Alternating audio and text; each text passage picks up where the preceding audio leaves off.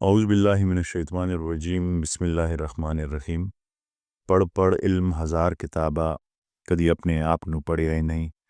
جا جا وڑ جا مندر مسجد، کدی من اپنے وچ وڑیا ہی نہیں۔ لڑدا رہندا نال شیطانہ، کدی نفس اپنے نال لڑیا ہی نہیں۔ پہلے اپنے آپ نو پڑھ، پھر مندر مسجد وڑ۔ جدو نفس جائے تیرا مر، پھر نال شیطانہ تو لڑ۔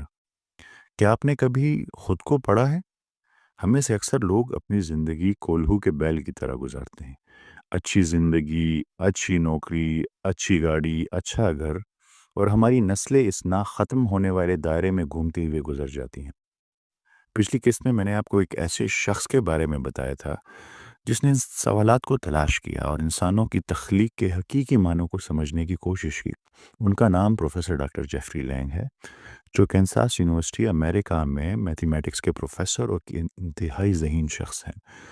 پر ان کے والد ایک انتہائی سخت طبیعت کے مالک تھے اور ان کی والدہ پر بہت ظلم کیا کرتے تھے۔ بچپن میں وہ اکثر یہ سوچتے تھے کہ اگر ان کے والد نہ ہوتے تو زندگی کتنی خوبصورت ہوتی۔ وہ صرف چاہتے تھے کہ ان کے والدہ پر یہ تشدد ختم ہو جائے، وہ خوف سے آزاد ہو جائیں۔ ایسا لگتا تھا جیسے وہ کسی بھیانک خواب میں قید ہو، جہاں سے نکلنے کا کوئی راستہ نہیں۔ وہ بار بار خدا سے دعا کرتے کہ وہ اس کے والد کو ان کی زندگی سے نکال دے، مگر ان کے والد ہمیشہ موجود رہتے۔ اور پھر آہستہ آہستہ اس نے سوال کرنا شروع کر دیا کہ کیا واقعی خدا موجود ہے؟ کیونکہ میری دعاؤں کا کوئی اثر نہیں۔ اس کے بچپن کے ساتھ ساتھ 60 اور 70 کی دہائی کے واقعات نے اس کے شکوک کو مزید بڑھا دیا۔ John F Kennedy, Robert Kennedy اور مارٹن لوتھر کنگ کے قتل، ویتنام کی تباہی، شہروں میں فسادات، گینگ وارز اور بے شمار بے گناہوں کا قتل۔ وہ سوچتا اگر خدا واقعی موجود ہے تو وہ یہ سب کیوں ہونے دے رہا ہے؟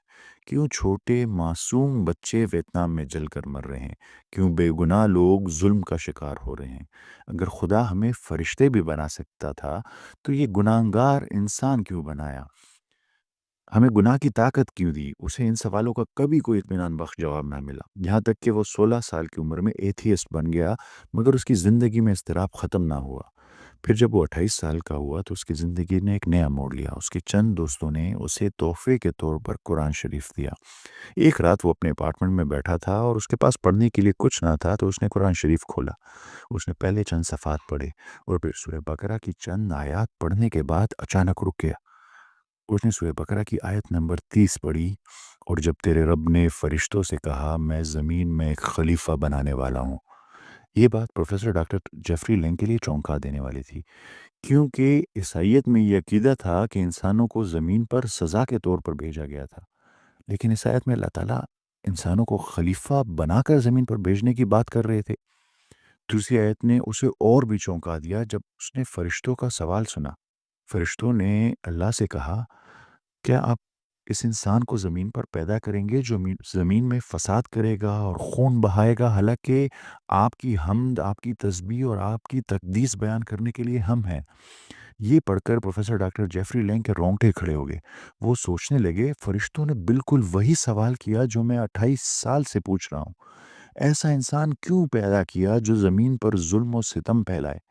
اس کی بے چینی میں اضافہ ہوا۔ اسے لگا کہ وہ اپنے جوابات حاصل کرنے کے قریب ہے، پر اس پہ حیران تھا کہ قرآن شریف کو کیسے ان کے صحیح سوال کا پتہ ہے۔ اسے لگا قرآن شریف جیسے اس سے براہ راست بات کر رہا ہے۔ اور پھر انہوں نے اگلی آیت پڑھی جس میں اللہ نے جواب دیا میں وہ جانتا ہوں جو تم نہیں جانتے۔ اس جملے میں کے پیچھے کیا راز تھا؟ اللہ کیا جانتے تھے جو فرشتے نہیں جانتے تھے؟ اس کا جواب اگلی آیت میں تھا جب اللہ تعالیٰ نے فرمایا پھر اللہ نے حضرت آدم علیہ السلام کو تمام نام سکھا دیے اور فرشتوں سے کہا کہ اگر آپ سچے ہیں تو آپ ہی نام بتائیں۔ فرشتوں نے کہا، اپنی عاجزی دکھائی اور کہا کہ اللہ تعالیٰ ہمارے پاس علم نہیں مگر وہی جو آپ نے ہمیں دیا ہے۔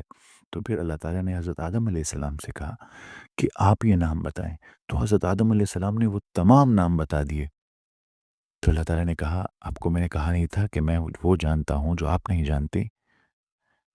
یہ وہ لمحہ تھا جب پروفیسر ڈاکٹر جیفری لنگ کو محسوس ہوا کہ اللہ نے انسانوں کو انٹیلیجنس دے کر سیکھنے کی صلاحیت سے نوازا ہے، انسان ذہین مخلوق ہے، انہیں سمجھ آ گیا کہ انسان کی سب سے بڑی طاقت اپنی ذہانت سے علم حاصل کرنا ہے۔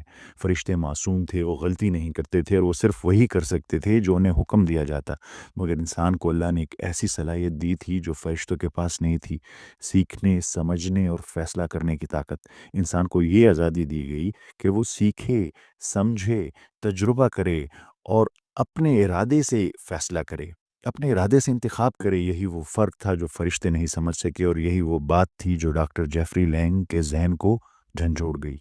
ڈاکٹر جیفری لینگ نے پہلی بار یہ سمجھا کہ اگر دنیا میں برائی ہے تو اس کی وجہ اللہ نہیں، بلکہ انسانی آزاد ارادہ ہے، فری ول ہے۔ اللہ نے ذہانت کے ساتھ اس دنیا میں انسانوں کو فری ول عطا کی۔ اگر انسان کو برائی کا اختیار نہ دیا جاتا تو وہ نیکی کا انتخاب بھی نہ کر سکتا، تب نہ کسی کا امتحان ہوتا، نہ کسی کو جنت اور جہنم کا فرق سمجھ آتا۔ پر افسوسناک امر یہ ہے کہ ہم بحیثیت مسلم معاشرہ ذہانت، حکمت اور علم کو بالکل چھوڑ چکے ہیں۔ ہم بحیثیت معاشرہ انٹلیکچوئل پیرالسس کا شکار ہیں اور اپنے حقیقی مقصد سے بالکل ہٹ چکے ہیں۔ لیکن یہاں دو سوال پیدا ہوتے ہیں۔ ایک یہ کہ سیکھنے اور ذہانت کی اہمیت عنایات سے واضح ہے، لیکن پروفیسر ڈاکٹر جیفری لینگ نے یہ کیوں کہا کہ اللہ نے ہمیں فری ول دی ہے؟ اور دوسرا سوال کہ کیا قرآن شریف نے دوسرے مقامات پر بھی ذہانت کو اتنی ہی اہمیت دی ہے؟ اگر ہاں، تو پھر اللہ کیا فرماتا ہے کہ ہم اپنی ذہانت کو کہاں اور کیسے استعمال کریں؟ یہ ہماری سیریز غور و فکر کی تیسری قسط تھی۔ اگلی قسط میں جب ہم ملیں گے تو ان دو سوالات کا جواب دیں گے۔ آپ سب کی سماعتوں کا بہت بہت شکریہ۔ ملتے ہیں اگلی قسط میں۔ اللہ حافظ۔